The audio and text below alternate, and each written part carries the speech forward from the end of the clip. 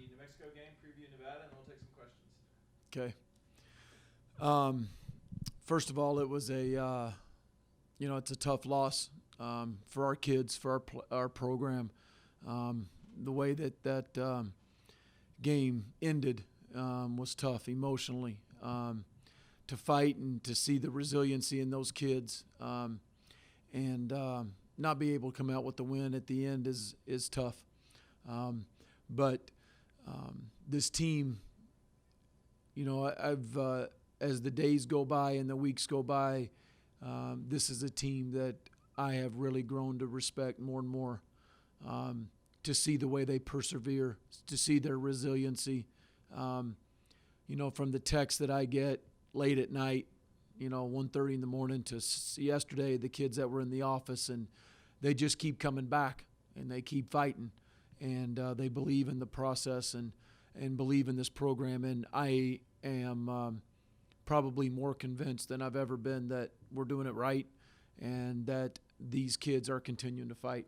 And for that, I'm encouraged. It doesn't take away the hurt. It doesn't take away the sting, because there's so much invested. And the more and more that we all invest, the more it does hurt. And which also the thrill of victory tastes that much sweeter too.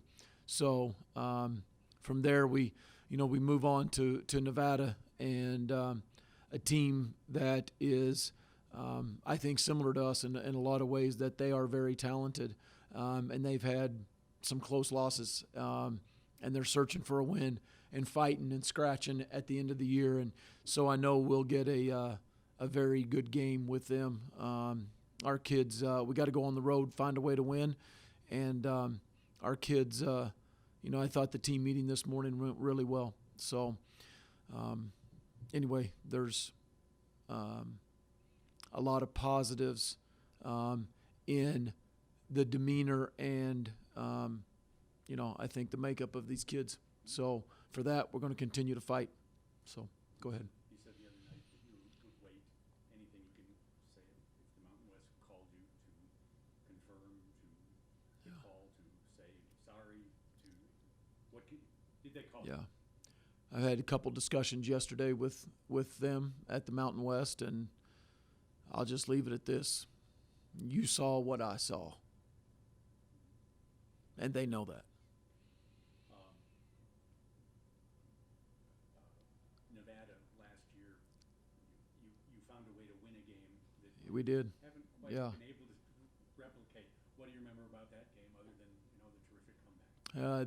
That's what you remember. You remember the terrific comeback. You remember the feeling in that locker room. You remember I remember Jake Thompson hitting a key field goal. I remember Aaron Dalton hitting a great punt inside the 10-yard line. Jens Painter stopping it, inside the one, or right at the one, I guess. I remember the fumble, Kyler Fackrell recovery, all those kind of key plays. Those are some great individual plays wrapped up within a team win. And so those are the things that stick out in my mind. Myers played, maybe lost in the ending. He played one of his better games for you, I thought. Yeah. What was your opinion on him? I thought he started quick, and I thought he finished fast, if I can say that. I think Kent was very, very accurate with the ball. He made good decisions in the passing game. The interception wasn't good. We had several parts of that route and protection that we didn't execute very well. At the end of the day, the ball is in the quarterback's hands, and we need to just throw it away. But I thought he executed very well. I thought he threw deep balls very, very accurately, and thought he played a good game. It's a conjecture, maybe not the best question, but how much has your team missed vintage Devontae Mays? He's had 11 carries in the last 9 games. Seems like Lindsey's done well, but that goal line play in particular, you hand the ball to a 230-pound fullback type guy, your chances go up to get it in the end zone. Right. The question is, can you guess at what he has meant, not having him 100% for so long has meant to your team? That's a tough guess. I'll leave that up to you guys. I'll say this: Devontae Mays is, I think, a really talented running back. He's big, strong, and physical, and when he's healthy, I think he's in the upper echelon of backs in this league. And I think we're a different offense with him.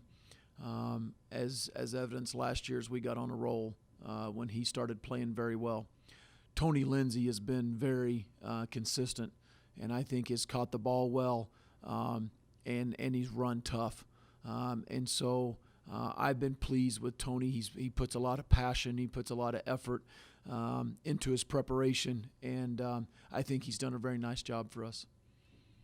Feel strange to play in the afternoon Saturday? I'm looking forward to playing at 1 o'clock. Yeah, we are. I've asked you this before. Does it change anything, how you do things, your evening before? Any preparation changes when you jump back and forth from? Not really, just taking basically a long layoff out of the middle of the day on Saturday. And, right now on the road, we could stand a little bit of a change. That's, when I bumped into you in Laramie, Yeah. it seemed like this is not ideal for a team to be sitting around being taped, watching other games.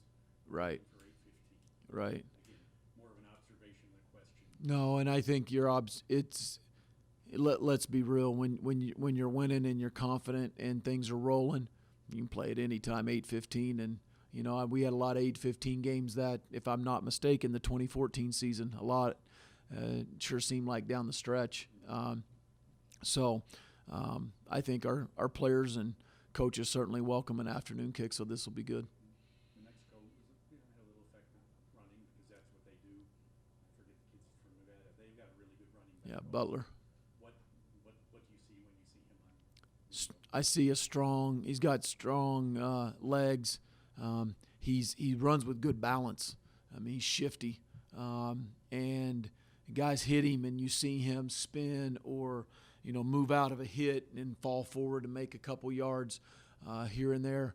He's been a very productive back for them over time. Been a very durable kid too. You touched on it. Generally, how are you doing? How are your coaches doing? How are your players doing at the end of this rugged stretch? Yeah, it's been tough just because there's the human factor, Steve, of disappointment. But I think from a coaching, your question concerning how the coach is doing and the players, and I think we're just like the players. We're human. You're disappointed in a loss, but you believe in the team and you believe in the process and you believe in what we're doing and how we're coaching them to do it. I think the coaches are also energized by the players' reactions and the players' continued commitment to turning this and flipping it this week, and doing it the right way and continue to invest. And they're fighting, and we're fighting right next to them. That's all. Okay, thanks so much. Coach, thank you. All right, buddy. Appreciate it. Yep.